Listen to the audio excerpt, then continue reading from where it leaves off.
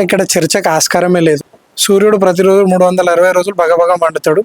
అప్పుడప్పుడు కూడా కొన్ని నీలిమబ్బు ఛాయలు అలుముకుంటాయి. అలా నిన్న జరిగిన ఒక సంఘటన ఒక చిన్న విషయం తప్ప అది పార్టీ అంతర్గత విషయం. ఇది ఈరోజు ఏంటంటే కోతికి కొబ్బరి చిప్ప దొరికిన మాదిరి జరిగింది. బీజేపీ వాడు ఎగిరెగిరి పడతాడు, కాంగ్రెస్ వాడు ఎగిరెగిరి పడతాడు. ఎందుకు కాంగ్రెస్లో లేవా లుకలుకలు? మొన్న పిసిసి అధ్యక్షుడు మహేష్ కుమార్ గౌడ్ గారు ఎదుటనే మహిళా మోర్చా అధ్యక్షురాలు ఆమె గాంధీ భవన్లో స్వయంగా ధర్నా చేయడం జరిగింది. పాలకుర్తిలో యశస్విని రెడ్డికి నిరసన సెగ తాకింది. అలాగే ఇప్పుడు పటాన్ చెరువులోనైతే ఇప్పుడు ఎమ్మెల్యేలు ప్రతిపక్షం అంతా అందులోనే ఉంది. ఆ కాంగ్రెస్ వానికి ఎక్కడ నైతికత ఉంది? కోమటిరెడ్డి నేను విమర్శ చేస్తాడు, అరే కేసీఆర్ తర్వాత కేటీఆర్ కావాలి యువ నాయకుడు అంటే ఖచ్చితంగా రేపు రాబోయే రోజులలో ఈ రాష్ట్రానికి ముఖ్యమంత్రిగా కేటీఆర్ గారే అవుతారు. దీన్ని స్పష్టం చేస్తూ హరీష్ రావు గారు కూడా ఒక వ్యాఖ్యలు చేయడం జరిగింది ప్రెస్ మీట్లో. ఖచ్చితంగా నేను కేటీఆర్ గారి నాయకత్వంలో పని చేయడానికి సిద్ధంగా ఉన్నానని చెప్పారు. ఎందుకంటే మమ్మల్ని విమర్శించే ముందు మళ్ళీ ఇందిరాగాంధీ ఎవరు, ఇందిరాగాంధీ తర్వాత రాజీవ్ గాంధీ ఎలా వచ్చింది, రాజీవ్ గాంధీ తర్వాత రాహుల్ గాంధీ ఎలా వచ్చింది, ఫస్ట్ మిమ్మల్ని ప్రశ్నించుకోండి, ఆ తర్వాత మమ్మల్ని ప్రశ్నించండి. ఎందుకంటే ఈ రాష్ట్రాన్ని సాధించిన వ్యక్తిగా ఈ పార్టీని నడిపి ఘనంగా 25 సంవత్సరాలు మేము మొన్న ఏదైతే రజతోత్సవ సభ జరుపుకున్నామో ఆ ఘనత కేసీఆర్ గారికి ఉంది. నైతికంగా కూడా వారి కుటుంబ సభ్యులే రానున్న రోజుల్లో తెలంగాణ నేలాలని చెప్పి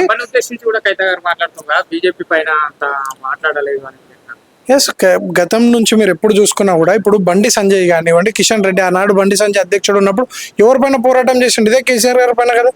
మనం అప్పుడు ఎంతో గట్టిగా ఎదుర్కొన్నామో ఈనాడు కూడా ప్రతిపక్షంలో ఉన్నప్పుడు ఈరోజు కాంగ్రెస్ ఒక్క కాంగ్రెస్ పైన ఇన్ని కేసులు ఈరోజు కేటీఆర్ గారు ప్రెస్ మీట్లో ప్రతి ఏదైతే రేవంత్ రెడ్డి చేసిన ఏదైతే అవినీతికి ఉందో ప్రతి విషయం తెలపడం జరిగింది. దాని మీద మళ్ళీ బీజేపీ నాయకులు ఎక్కడ కూడా స్పందించడం లేదు, ఎక్కడ ఒక ధర్నా చేయరు. మళ్ళీ బీజేపీ వాళ్ళు ఎక్కడరు, బీజేపీ నాయకులు ఎక్కడు, కేవలం వాళ్ళ బీజేపీ భవన్లో కేవలం ప్రెస్ మీట్లు పెడుతున్నారు తప్ప క్షేత్రస్థాయిలో దేనిపైన పోరాటం మీరు చూసిరా? లేదు. మేము పోరాడినాం, ఖచ్చితంగా సభలో పోరాడలేదంటే కేసీఆర్ గారికి మనం చెప్పేటోళ్ళం అండి. కేసీఆర్ గారు ఏం మాట్లాడాలనేది ఈ పార్టీ నిల్చోవడానికి కూడా కారణం కేసీఆర్ గారే, గెలుపుకి కేసీఆర్ గారే కారణమైనప్పుడు ఓటమికి కూడా ఖచ్చితంగా కేసీఆర్ గారే కారణం. పార్టీ మంచి చెడుకి ప్రతిదీ కూడా ఆయననే. మనిషి ఏమీ దేవుడు కాదు కదా, ప్రతిదీ నువ్వు అనుకున్నంత జరగాల్సింది. ఎప్పుడు మనిషి దేవుడు అన్నది కదా, మనిషి అన్నప్పుడు మానవ పుట్టుక అన్నప్పుడు కొన్ని తప్పులు కూడా జరగడం జరుగుతుంది.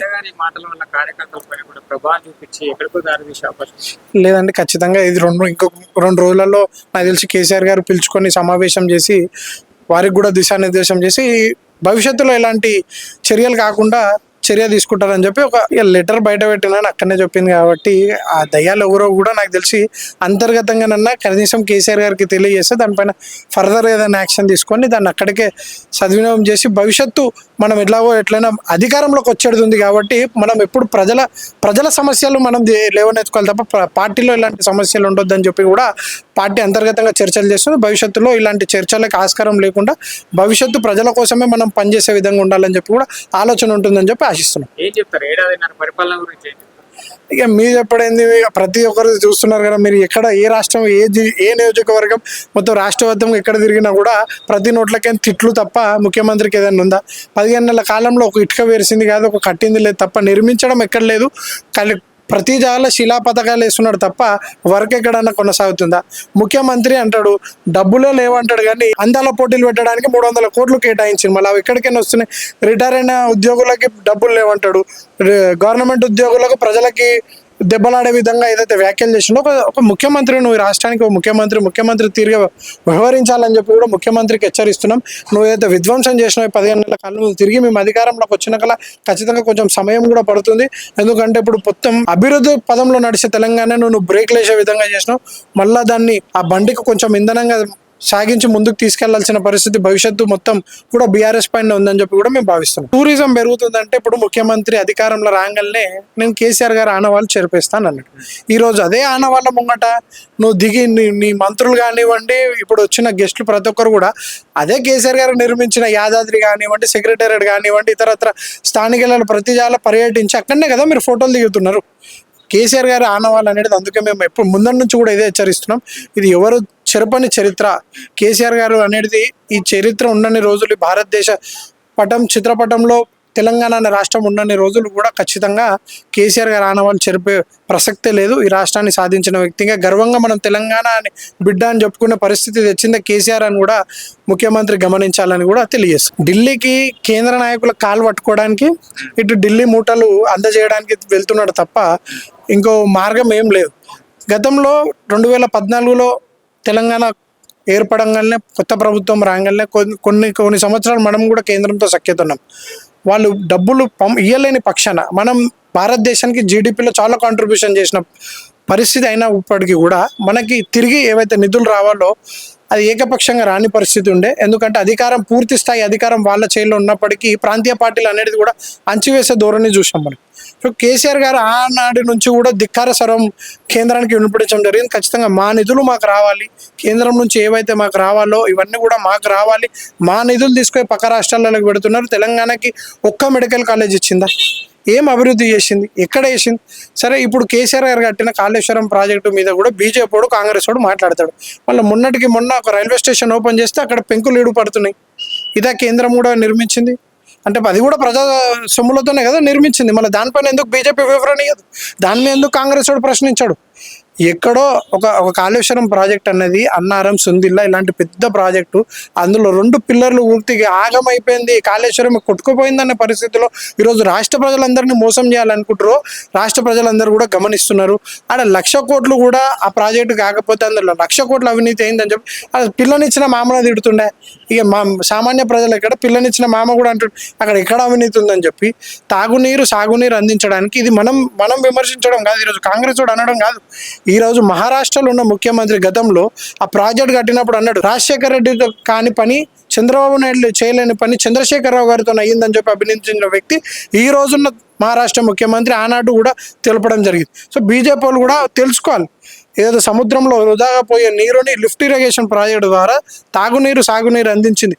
కేవలం కాళేశ్వరం ప్రాజెక్ట్ అంటే కేవలం బ్యారేజీలు ఎత్తిపోతల పథకాలే కాదు, ఇంటింటికి నల్లు ఇచ్చిందంటే అది కూడా కాళేశ్వరమే. నీ ఇంటికి నల్ల లైన్ పడ్డదంటే అది కూడా కాళేశ్వరంలో ఉన్న ప్రాజెక్టుల భాగమే అని కూడా ప్రతి ఒక్కరు తెలుసుకోవాల్సిన విషయం. నోటిఫికేషన్ ఏడిచ్చిండు? నోటిఫికేషన్ ఇస్తే కదా ఉద్యోగాలు ఇవ్వచ్చు. గతంలో మేము ఇచ్చిన నోటిఫికేషన్లో ఈ ఎగ్జామ్లు రాసి మొత్తం చేసినాక నువ్వు వచ్చి నియామక పత్రాలు ఇచ్చి నేనేదో ఉద్యోగాలు ఇచ్చిన అనడం కూడా తప్పు. ముఖ్యమంత్రి నీకు దమ్ము ఉంటే నువ్వు రాహుల్ గాంధీ అన్నాడు, ఫస్ట్ రాహుల్ గాంధీ పిలుచుకరా, యువకులతో చర్చ అయ్యి ఏదైతే ఏడాదికి 2 లక్షల నోటిఫికేషన్ అన్నాడో, సరే నువ్వు 60,000 ఉద్యోగాలు ఇచ్చినా ఇంకా 1,40,000 ఉద్యోగాలు ఇంకా నువ్వు భర్తీ చేయాల్సిన పని ఉంది. మళ్ళీ ఎప్పుడు చేస్తావు? డైవర్షన్ పాలిటిక్స్ని పక్కకు పెట్టండి. మీరు ఇచ్చిన 6 గ్యారంటీలను అమలు చేయండి. 420 హామీలు ఏవైతే ఇచ్చారో ప్రజల దగ్గరికి దానివల్ల మీరు ప్రజల దగ్గరికి వెళ్ళండి. మీరు ఏదైతే ఇచ్చిరో మేనిఫెస్టో అది పట్టుకొని ముఖ్యమంత్రి వెళ్ళాలి. ముఖ్యమంత్రి సొంత నియోజకవర్గం అన్న పోదాం, ఎక్కడైనా పూర్తి స్థాయిలో ఈ పథకాలన్నీ ఇంప్లిమెంట్ అవుతున్నాయని మనం తెలుసుకుందాం.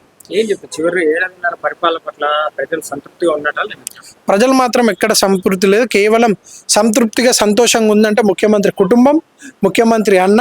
ఎందుకంటే ప్రజలందరికీ ఉంది. హైడ్రా బాధితుల వల్ల ప్రతి ఒక్క ఇల్లు కూలింది. ముఖ్యమంత్రి అన్న ఇల్లు ఇప్పటివరకు ఎందుకు కూలలేదు?